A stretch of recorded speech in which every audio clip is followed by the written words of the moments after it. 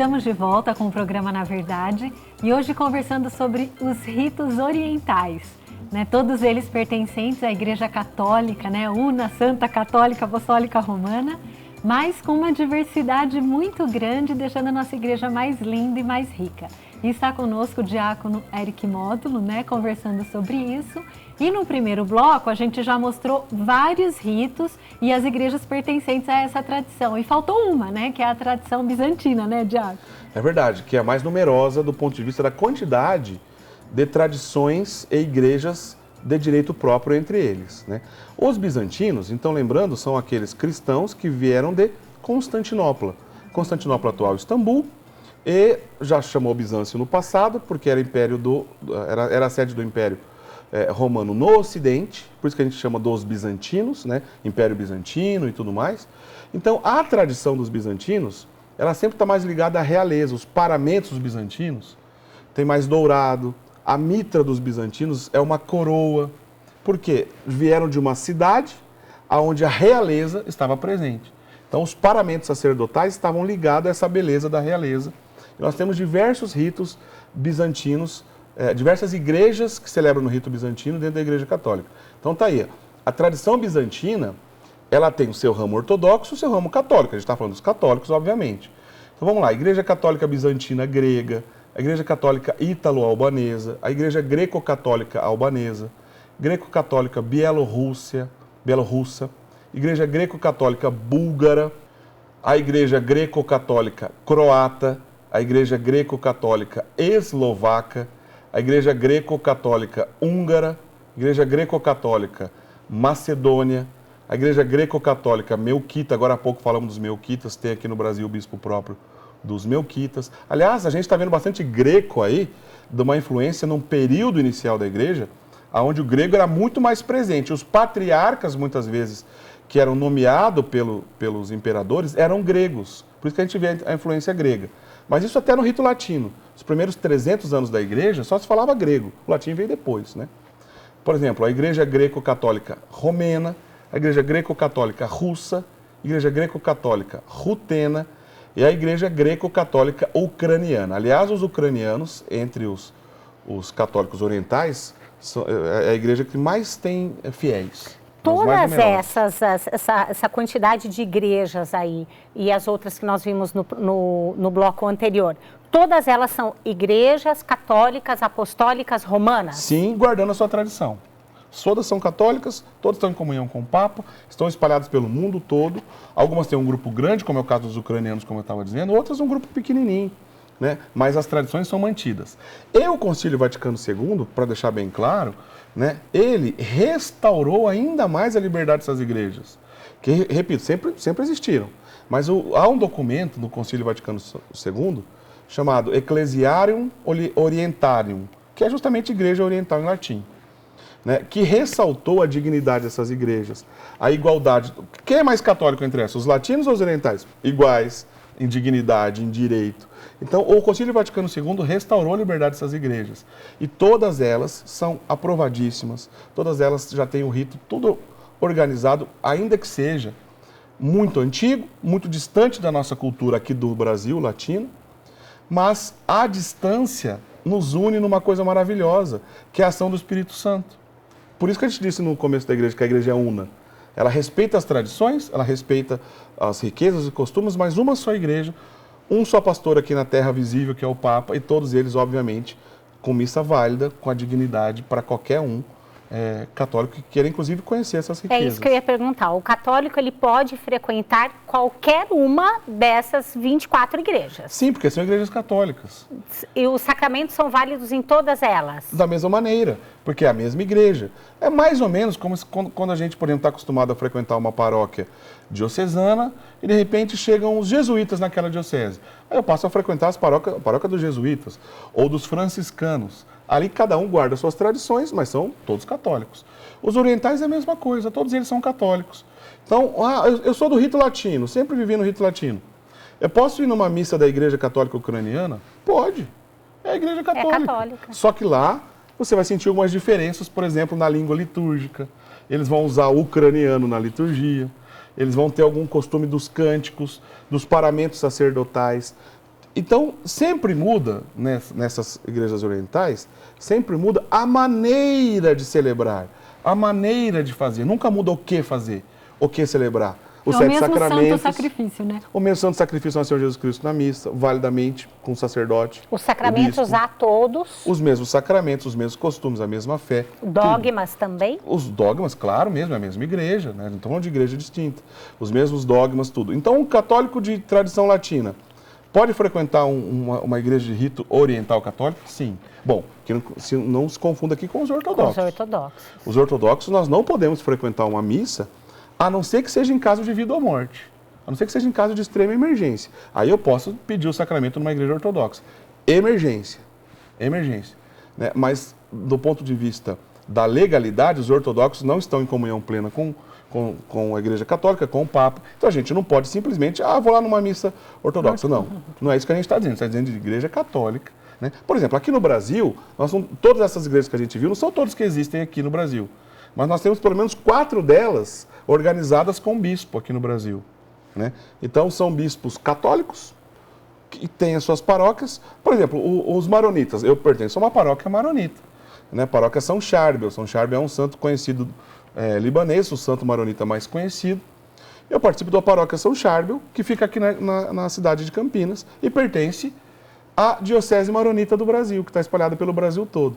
O meu bispo se chama Dom Edgar e ele está presente. Aliás, aí está meu bispo, Dom Edgar. Dom Edgar Madi, esse é o meu bispo, celebrando no rito maronita, com os paramentos maronitas e tudo mais. Qualquer paróquia maronita no Brasil, ele é o bispo. Agora, por exemplo, se um jovem, ele pretende entrar num seminário maronita, e ele não é de família de tradição oriental, ele pode? Pode sim, é possível, porque se trata da mesma igreja. Mas é possível também que, se essa pessoa chegar, por exemplo, avançar o caminho vocacional e se tornar sacerdote, os bispos, né, podem acertar as questões jurídicas. Isso é tranquilo, toda a igreja é assim. Porque é tudo católico, Exato. né? Bom, só para completar, eu estava dizendo que aqui no Brasil tem uns maronitas, né, com bispo próprio aqui no Brasil. Acabei de mostrar o meu bispo Dom Edgar. Os melquitas também estão presentes no Brasil com bispo próprio. Né? No Rio de Janeiro tem paróquia, em São Paulo tem paróquia. Paróquia Nossa Senhora do Paraíso, lá em São Paulo, que é famoso do lado do metrô Paraíso, é uma paróquia dos melquitas. Atualmente, o bispo melquita do Brasil é Dom Jorge Cury. Né? Ele, há pouco tempo, ele foi sagrado bispo na Síria e ele já é o bispo aqui no Brasil. Aí está uma foto dele, o Dom Jorge. Antes ele trabalhava no Rio de Janeiro como pároco e hoje ele é o bispo melquita para todo o Brasil. E eu já fui em missa com ele. Você já lá foi no na missa Rio. com ele? Você conheceu ele, então. Então, Dom Jorge é o atual bispo melquita do Brasil. Os ucranianos, tem 2 bispos no Brasil, que é já um outro rito aqui presente. São 4, que eu estava dizendo, né? Maronita, melquita, os ucranianos, porque lá no Paraná tem 2 dioceses. Nossa, dos 2? ucranianos. Sim, tem muitas paróquias. As 2 ficam no Paraná. Então é Dom Meron Mazur e Dom Volodemir, que são os 2 bispos do rito ucraniano no Brasil. Né? Tá aí, esse é o Dom Volodemir, que é bispo dos ucranianos aqui no Brasil, e tem também Dom Meron Mazur, que é esse bispo, que é também bispo dos ucranianos, cada uma da sua diocese. Os paramentos são tão bonitos, lindos. né? Aí é uma tradição bizantina, olha lá, aquela ideia da realeza que eu estava dizendo, coroa e tudo mais. E o outro bispo que trabalha aqui no Brasil, para fechar a questão dos orientais, né, é o bispo Dom Pablo, que ele é argentino, dos bispos dos armênios. Por quê? A organização dos armênios está aí, o Dom Pablo. Ele é o bispo dos armênios, aqui do Brasil e também de outras regiões da América Latina. Ele é um bispo que a jurisdição dele não está só para dentro do Brasil, para fora também. Ele é argentino, Dom Pablo, o bispo dos armênios, aqui do Brasil. Então, esses 4 ritos, os armênios, os ucranianos católicos, os melquitas e os maronitas, estão presentes no Brasil com bispo. Falei agora há pouco. E se tem alguém de algum outro rito? Por exemplo, caldeu, ruteno, que muda aqui para o Brasil e ele não tem bispo. Ele vai responder o Dom Valmor, que atualmente é o bispo latino, que a Santa Sé vai nomear, para que cuide dos orientais sem bispo num país. Então a igreja não vai deixar ninguém desamparado. né? Mas daí a coisa pessoa linda, que mudou mãe. para cá e que não tem, ela vai frequentar o rito latino, vai procurar. O latino ou qualquer um desses outros qualquer orientais. se tiver na... Mas se ela tiver uma questão jurídica, se ela quiser acertar alguma coisa do casamento dela, ela tem um bispo próprio. A Santa Sé vai nomear um bispo próprio É para cuidar nomeado dela. pela Santa Sé, Sim. nessas regiões onde não há um bispo do rito oriental. Para que, como eu disse, ninguém fique desamparado. Claro. E você havia comentado de São João Paulo II, que celebrou já no rito oriental. Eu acho que nós temos algumas fotos. São João Paulo II, tá aí, ó. Ah, Esse é o paramento Ciro-Malabar. São João Paulo II, numa ocasião de uma das suas viagens missionárias, celebrou no rito Ciro-Malabar. Tá vendo que é um pouco diferente, né? Então tá aí o Papa João Paulo II celebrando o no rito rosinha no rito Ciro-Malabar. latino ou é o terceiro domingo do Advento ou É. da quaresma, As né? cores nos ritos orientais, elas não têm uma presença marcante tão grande na divisão do tempo litúrgico como no rito No latino. ocidental. Então é possível a gente ver, por exemplo, como eu já disse agora há pouco, aqui a gente celebra no Brasil todo mundo de verde, eles de vermelho e tudo mais. Nas festas maiores isso é mais comum, mas não tem a mesma lógica dos ocidentais em relação às cores. Tem mais uma foto, eu acho, do Papa Francisco Aí, aí. ó, esse é um paramento maronita. Esse é o Papa Francisco, na época ele trabalhava na Argentina, né, que ele era o cardeal de Buenos Aires, celebrando no rito maronita, porque ele era, aí uma outra foto dele celebrando no rito maronita. Gente, se o Papa Francisco e o Papa João Paulo II celebram nos ritos orientais, acho que agora a gente já está tranquilo, porque a gente está falando de igreja católica. Né? Não tem mais Não há dúvida. dúvida. Não há mais dúvidas, né? Exatamente. E os orientais, não tem como quantificar, assim, de todos os católicos que participam de ritos orientais, tem mais latino, né? Se a gente pensar que os... Proporções. Em quantidade. Mais ou menos 97% dos católicos do mundo são ocidentais. Nossa, essa é a diferença. 3%. 3% está Em nessas média, 23 igrejas, Essas 23 mais ou menos. igrejas. Mas é 3% de 1,3 bilhões. Aham. Então é um número considerável. Sim, Tá. Né? Então, mais ou menos essa divisão. Eu acho que nós temos, a produção acho que separou mais uma imagem de São João Paulo II no rito oriental. Ali, ele está Ah lá. celebrando em outros ritos. Aqui abaixo é uma celebração no rito bizantino. Né? A Ciro Malabar lá em cima à direita, no meio em cima é com o antigo bispo ucraniano e provavelmente do outro lado ele está celebrando, deve estar presidindo no rito latino, mas tem bispos orientais do lado. Talvez seja numa visita dele da Polônia, até porque em volta da Polônia, naqueles países do leste europeu, esses ritos estão presentes. Né? Então provavelmente deve ser algum bispo do leste europeu ali celebrando com João Paulo II. Para ter essa ideia da universalidade da Bento igreja. XVI já celebrou em algum rito latino, oriental, que você se recorde? Não me recordo agora de uma foto pública dele em relação a isso. É possível que sim. Aliás, a gente está vendo uma foto de Bento XVI aí, colocando o barrete cardinalício, né, que simboliza aquele dia que a pessoa é nomeada cardeal. Esse é o cardeal maronita. Ele é o patriarca maronita, Dom Bechara Rai. Né, e está colocando, por exemplo, repare que o barrete é um pouco diferente dos latinos, porque está guardando os seus costumes. E também os maronitas usam, está vendo essa espécie de touca que o cardeal está usando vermelha? Se chama skin, que significa que o bispo ele não vai olhar para os lados, porque ele é um pouco apertado na cabeça, direcionando seu olhar só a Deus. E somente os celibatários usam o skin. Né? Porque nos ritos orientais é possível a gente encontrar, por exemplo, sacerdotes casados, que não faz parte da nossa cultura. Aliás, no Brasil não tem, porque eles mantêm essa cultura no país de origem, no caso dos maronitas, lá no Líbano. No Líbano tem sacerdotes casados. Aqui no Brasil, os sacerdotes são celibatários. E os diáconos casados, como é o meu caso, aliás, mas isso para a igreja toda. Né? Tá, acho que entendi. Eu achava que, por exemplo, um jovem brasileiro quisesse entrar ser padre num rito oriental, poderia casar, mas não, então. Desde 2015, o Papa Francisco permitiu que no Ocidente fosse possível entre os orientais. Mas não é uma coisa que ainda a gente está vendo, porque o costume nosso não está muito acostumado com isso. O costume está acostumado é até engraçado. Mas é verdade, a gente soa um pouco estranho pensar um sacerdote com a sua esposa e sendo católico do mesmo jeito. Mas se a gente lembrar que Bento XVI, por exemplo, recebeu diversos anglicanos que deixaram o anglicanismo e passaram a ser católicos, eles são padres casados. Né? Mantiveram o seu sacerdócio e continuaram com as suas famílias. Então, padre casado não é um assunto distante da Igreja Católica. Apenas há regiões e costumes onde isso é mais acentuado. E eu queria aproveitar para para pedir para o diácono nos auxiliar, que temos mais algumas fotos para a gente então conhecer aí todos esses tá ritos. Aí alguns, esse do rito Ciro Malabar, né, o arcebispo maior do Ciro Malabar, veja que é um pouco diferente a mitra, os paramentos são um pouco diferentes, mas são católicos. É a mitra vermelha. O de vermelho é o arcebispo principal. É o principal. Do Ciro Malabar. Na Índia, esse rito é famoso na Índia. Aí está o cardeal patriarca maronita, Dom Bechara Boutros Rai, com o Papa Francisco. Eu falei aqui Boutros significa Pedro em árabe, porque todo patriarca maronita pode adotar o nome de Pedro, porque ele é sucessor de Pedro na cadeira de Antioquia. Lembra que eu disse quando ele foi bispo lá? São Pedro foi bispo em Antioquia, ele é sucessor de São Pedro lá, mas em Antioquia, não em Roma. O sucessor de Pedro em Roma é o Papa. Então, esse bispo ele pode acrescentar o nome de Pedro quando ele assume o cargo. Esse é o meu bispo, Dom Edgar Madi, o bispo maronita do Brasil, com o Papa Francisco, no encontro de vários bispos maronitas com o Papa. Eles usam essa vestimenta preta, então, os bispos. Essa vestimenta preta, todo clérigo maronita usa, se chama jibe, que é uma espécie, não é exatamente uma batina, mas lembra um pouco a batina, que é tradicional entre os orientais.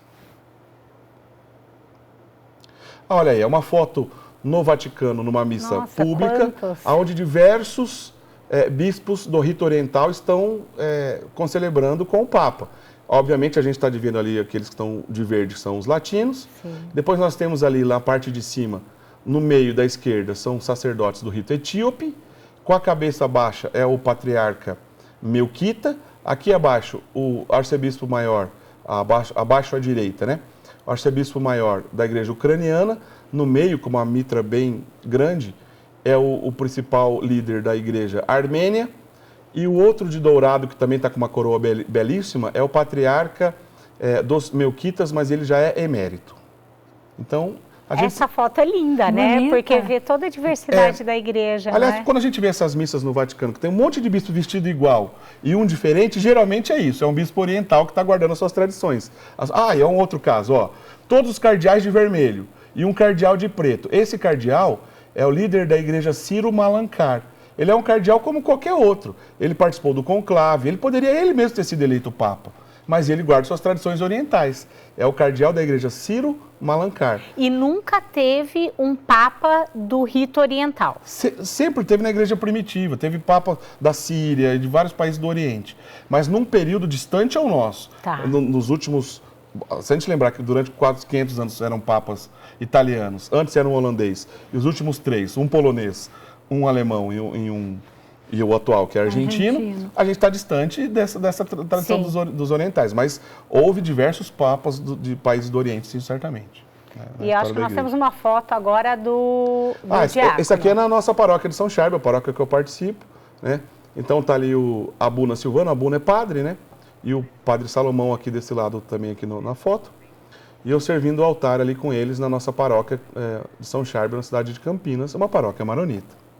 E como foi, diácono, que você se aproximou aí do rito oriental maronita? A história é longa, mas para resumir, né, o bispo Dom Edgar, quando chegou ao Brasil no ano 2006, ele tinha um programa de televisão, que ele organizou um programa de televisão para divulgar os maronitas no Brasil, e eu sempre trabalhei em televisão. Naquela época eu fui o produtor desse programa, conheci, gostei, me apaixonei. Obviamente já era católico, mas fui caminhando com os maronitas.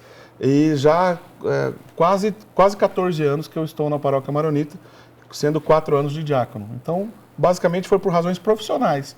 Mas foi amor à primeira vista, porque é um rito lindo e lá fiquei. E qual que é o idioma que vocês usam lá na celebração? A celebração no rito maronita, a língua litúrgica é o aramaico. A língua que Jesus falava. Inteirinho? Não, algumas orações. Né? A consagração A consagração, por exemplo. Nossa, se você pensar que foi o jeito que Jesus falou, gente. Da mesma maneira que Jesus falou, é mantido no rito maronita. Não é o único. No rito siríaco também mantém o aramaico. Mas essas línguas litúrgicas, elas divergem. Tem o eslavo eclesiástico, o grego é muito presente. Mas no rito maronita, dessa tradição de Antioquia, é o aramaico que a gente usa. Coisa linda, né? Muita riqueza, eu fico pensando que é o Espírito Santo que vai soprando aonde ele quer, né? E a igreja, como boa mãe que vai recebendo toda essa variedade de vivências da fé católica. Mas veja, eu acho importante a gente frisar isso daí, né, Isa? Nós não estamos falando de perda do sagrado, muito pelo contrário, né? Essa valorização do sagrado desde os primórdios, né? Desde os primeiros cristãos. E o que eu acho muito bonito também, obviamente, uma pessoa que não é daquela tradição da família, da raça, vamos falar assim, pode se encantar, se apaixonar, como foi o caso. Eu não sei se você tem alguma descendência. Não, a ascendência da minha família, principalmente, é espanhola e italiana. Ah, então... Né? Seria rito latino. Sim, mas o que eu percebo é que eu tenho amigos assim, que são descendentes de libaneses, tudo, e quando encontra um rito assim, tem um sentimento de pertença que é diferente, entendeu? Porque deve ter muitas memórias afetivas também ali lá de trás, né, dos avós. Mas o que une, diácono, por fim, assim, todas essas igrejas? Bom, bastaria dizer que a liturgia, a missa, obviamente, é a mesma coisa, já era um ponto de união. Mas tem uma coisa que se destaca, que todas essas igrejas, de acordo com as suas tradições, sejam elas muito antigas ou as mais recentes, todas elas, orientais, ocidentais, todas são devotos, uma devoção muito grande por Nossa Senhora. Nossa Senhora é um ponto de unidade entre todos esses católicos orientais. E aí eu estenderia que a unidade até com os ortodoxos, pois eles também respeitam Nossa Senhora. Então, cada uma dessas tradições tem uma maneira, né, de ter um relacionamento lindo com Nossa Senhora. Então, são títulos, ícones, um mais lindo do que o outro, uma tradição mais linda do que a outra. Por exemplo, no Líbano, né, assim como a gente tem o Cristo Redentor aqui no alto de uma montanha, abençoando todo o Brasil, tem a Nossa Senhora do Líbano, né, no alto de uma montanha, lá em Harissa, exatamente, cidade de Harissa, abençoando todo o Líbano. Então, é bonito ver essas relações dos seus filhos com a mãe, né? Então, todas as tradições orientais, cada uma apresenta a Nossa Senhora de uma maneira, isso é belíssimo. E boa mãe que ela une todos os filhos embaixo do manto dela, não é? Gostaria de que você deixasse uma mensagem para nós aí, que nós já estamos caminhando para o finalzinho do nosso programa. Olha, se eu pudesse dar uma mensagem, eu diria assim, olha, a nossa igreja é rica, vale a pena conhecer a nossa igreja. A igreja católica, ela é antiga, obviamente, né? 2000 anos de tradição, tem muita coisa bonita dentro da igreja, mas todas essas riquezas, essas liturgias, paramentos, línguas e tudo mais, tudo isso é para exaltar nosso Senhor Jesus Cristo, né? Que é Deus que se encarnou no nosso meio, que deixou a sua igreja, prometeu que o Espírito Santo, até o final dos tempos, estaria nessa igreja, então a gente está num lugar certo, né? É muito melhor a gente estar num lugar onde a certeza de lá encontrar a salvação, que é o caso da igreja, Santa Católica, Apostólica e Romana, do que a gente se aventurar por aí fora dela, né? Então vamos conhecer a nossa igreja, e à medida que a gente conhece essas riquezas, a gente vai amar mais, e amando mais, serviremos melhor.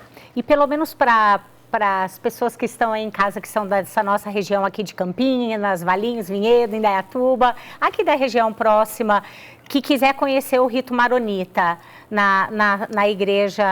Paróquia São Charbel, né? Vou fazer o seguinte, existe uma página no Facebook da Paróquia São Charbel Campinas. Lá tem os endereços, tem horário de missa certinho. Pesquisa lá no Facebook, por exemplo, Paróquia São Charbel, na cidade de Campinas. Você vai conhecer a nossa paróquia e também tem outras paróquias dedicadas a São Charbel, maronitas, em outras regiões, por exemplo, em Brasília tem Paróquia São Charbel e assim por diante. Então pesquisa lá que você vai encontrar nas redes sociais e estão às ordens. Isa, suas últimas palavrinhas aí, nós aprendemos tanto, né? Nossa, eu aprendi, eu entrei no programa achando que existia só Melquita e Maronita. Eu aprendi muito e o que o diácono falou para mim, assim, foi o que aconteceu comigo nesse programa, assim, quando eu acho que eu já amo a igreja o tanto que eu poderia amar, eu descubro mais riqueza e que só dilata meu amor por ela. Eu fico cada vez mais agradecida, Nosso Senhor Jesus Cristo, de fazer parte dessa igreja mesmo. E eu acho que essa é um dos objetivos do programa, na verdade. É poder levar para você toda essa riqueza, vocês viram só? Toda essa riqueza da nossa igreja, para que você, assim como nós aqui, você possa amar cada vez mais a nossa igreja, com toda essa beleza, com toda essa variedade de ritos, de formas litúrgicas, que não tem outro fim, que não dar toda a glória àquele que é o nosso Criador, a Deus Pai, a Deus Filho e a Deus Espírito Santo. E olha só, entre no nosso site, veja os outros episódios que você perdeu, assista de novo esse daqui, porque tem um monte de informação que a gente às vezes não consegue gravar, www.rs21.com.br/na verdade. Lá há todos os episódios do programa e também no Facebook. Entre na nossa página, deixe os seus comentários, coloque lá pra gente também o que você gostaria que fosse tratado em um episódio do programa Na Verdade. Muito obrigada por mais essa participação de vocês aqui conosco, juntinhos, para aprendermos um pouquinho mais da nossa fé católica e até o próximo programa.